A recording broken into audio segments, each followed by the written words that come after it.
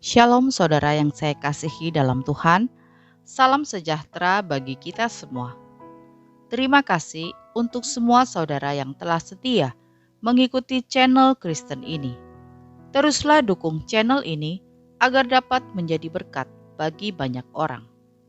Selamat bergabung saya ucapkan juga bagi Bapak Ibu Saudara yang baru pertama kali mengikuti channel Kristen ini. Mari kita bertumbuh bersama dalam pengenalan akan firman Tuhan.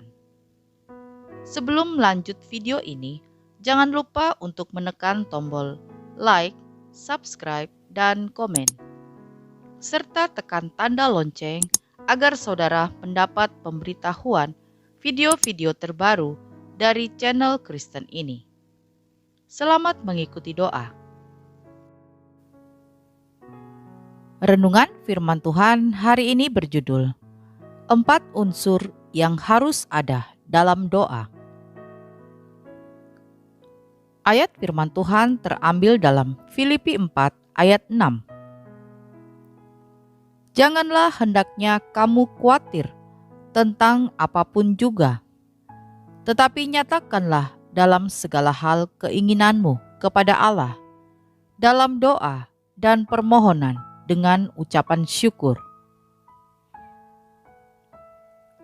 Saudaraku yang saya kasihi, sebagai anak Tuhan, kita harus mempunyai sikap dan doa yang benar di hadapan Tuhan. Doa adalah nafas kehidupan bagi orang percaya. Dengan berdoa, hubungan kita dengan Allah menjadi dipulihkan, sehingga kita bisa mengetahui apa kehendak Tuhan di dalam hidup kita. Doa juga merupakan bentuk persekutuan kita dengan Tuhan. Selain itu, doa juga merupakan bentuk komunikasi kita dengan Tuhan. Berdoa merupakan hak istimewa yang telah Tuhan berikan bagi kita. Dikatakan sebagai hak istimewa sebab tidak semua orang mampu berdoa kepada Tuhan.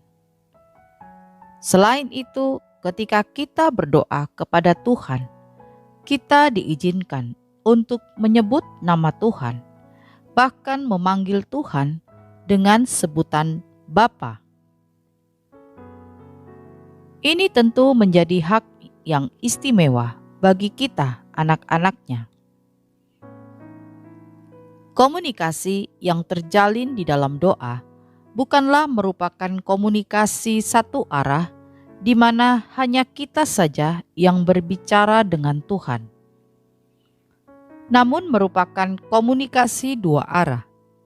Sebab melalui doa yang kita panjatkan kepada Tuhan, Tuhan juga berbicara kepada kita.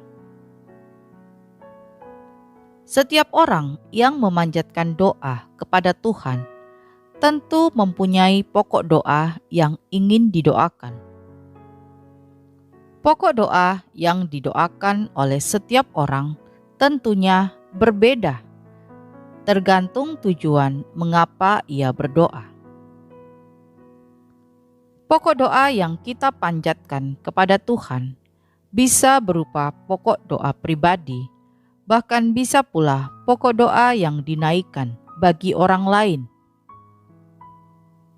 Ketika kita berdoa bagi orang lain, berarti orang tersebut sedang memiliki kelemahan, sehingga ia membutuhkan dukungan doa dan kekuatan dari sesamanya.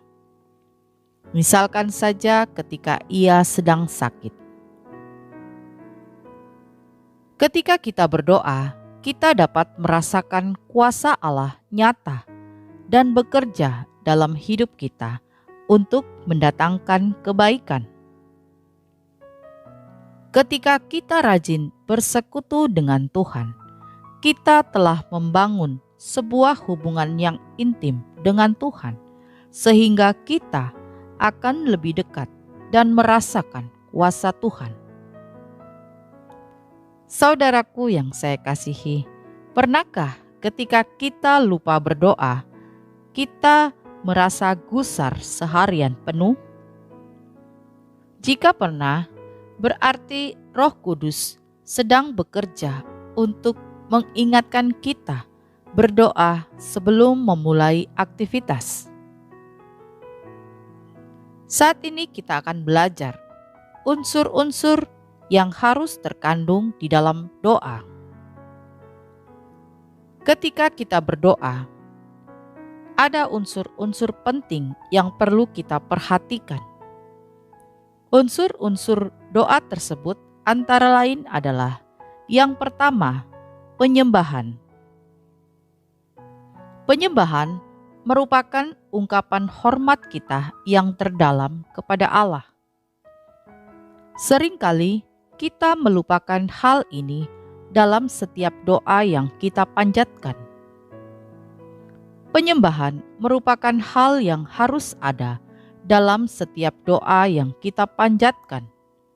Sebab penyembahan merupakan bukti hormat kita kepada Allah atas kebesaran dan kasih-Nya di dalam kehidupan kita.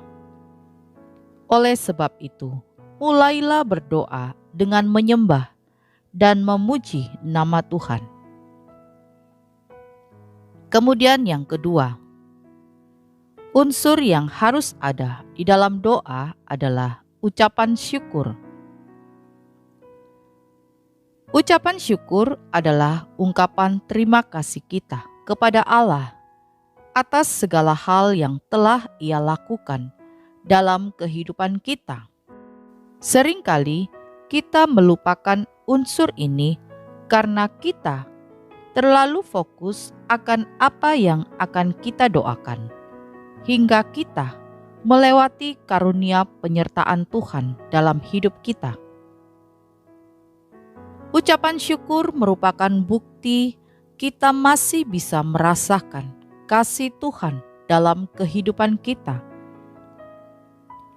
Kasih Tuhan yang kita rasakan tidak hanya hari ini saja, namun setiap detik dalam kehidupan kita, Tuhan selalu mencurahkan kasih dan berkat-Nya, sehingga tidak ada alasan bagi kita untuk tidak bersyukur.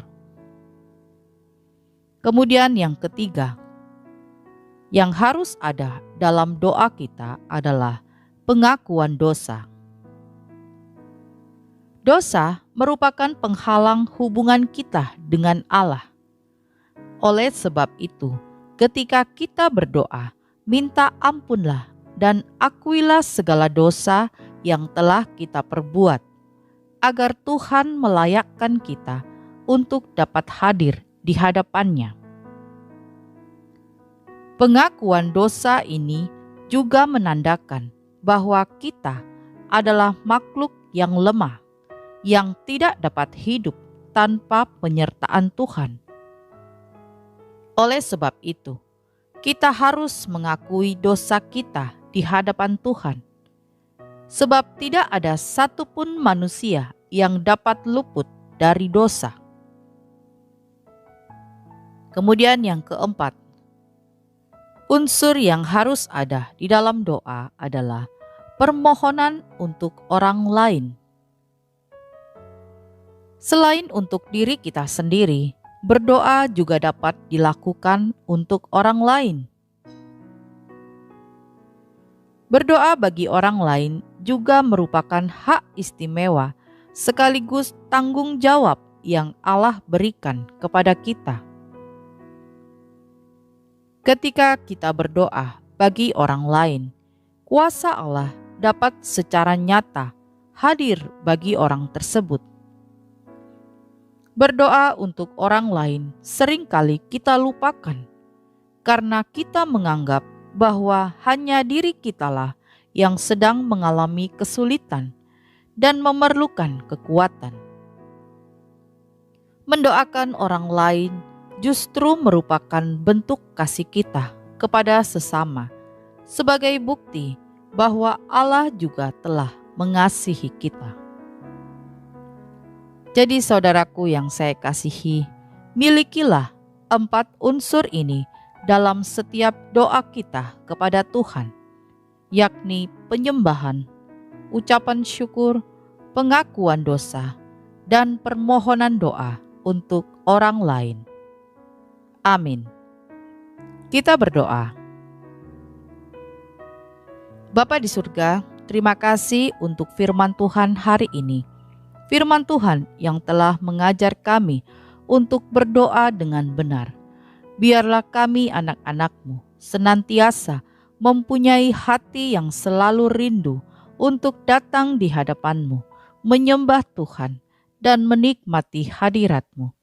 Kami percaya Tuhan, ketika kami selalu bersekutu dengan-Mu, kami akan mendapatkan penghiburan dan kekuatan yang baru. Terima kasih Tuhan untuk firman-Mu. Ya Bapa, saat ini hamba-Mu berdoa bagi siapa saja anak-anak-Mu yang mendengarkan renungan ini.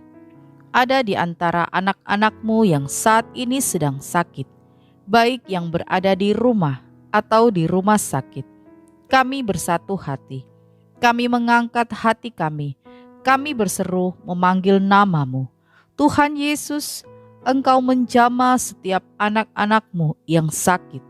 Di dalam nama Yesus, segala sakit penyakit, segala kelemahan tubuh, sakit apapun itu, kami hancurkan. Biar kuasa kesembuhan boleh terjadi saat ini bagi setiap anak-anak-Mu. Kami percaya Tuhan, Engkau Allah yang berkuasa, Engkau tabib kami yang ajaib, tidak ada yang mustahil bagi Engkau. Kami percaya Tuhan, mujizat terjadi saat ini. Pemulihan terjadi saat ini. Terima kasih Tuhan. Kami berdoa juga buat setiap anak-anak-Mu yang saat ini sedang dalam pergumulan yang berat. Baik itu masalah ekonomi, masalah keuangan, masalah keluarga, masalah pekerjaan, masalah apapun itu Tuhan. Kami mohon, berikanlah belas kasihan-Mu Tuhan. Berikanlah jalan keluar yang terbaik. Kuatkan iman mereka, biar iman mereka tetap teguh di tengah-tengah proses kehidupan ini. Mereka boleh tetap bersyukur, tetap setia di dalam menantikan janji-Mu Tuhan. Karena firman-Mu berkata, kuatkan dan teguhkanlah hatimu. Janganlah takut dan jangan gemetar. Engkaulah Tuhan yang berjalan menyertai kami. Engkau tidak akan membiarkan kami dan tidak akan meninggalkan kami. Terima kasih Tuhan untuk kesetiaan-Mu. Terima kasih Tuhan untuk firman-Mu saat ini. Di dalam nama Tuhan Yesus kami berdoa. Amin. Puji Tuhan, kita sudah berdoa pagi hari ini. Saya percaya kita sudah diberkati. Sampai berjumpa kembali dalam doa kita nanti. Selamat pagi, Tuhan Yesus memberkati.